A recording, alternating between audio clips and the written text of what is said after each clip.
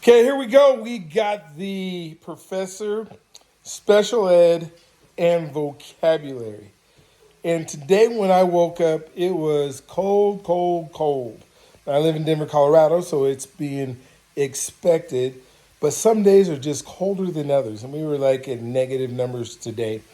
And so I was trying to find a word that could capsulate being cold, nippy, frigid, extremely cold, burn your booty off.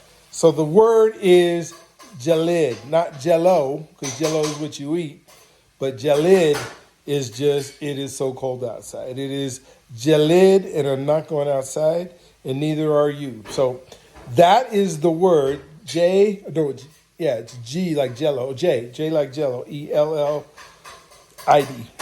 gelid. All right. So you guys have an awesome, wonderful day today, and we will talk with you tomorrow.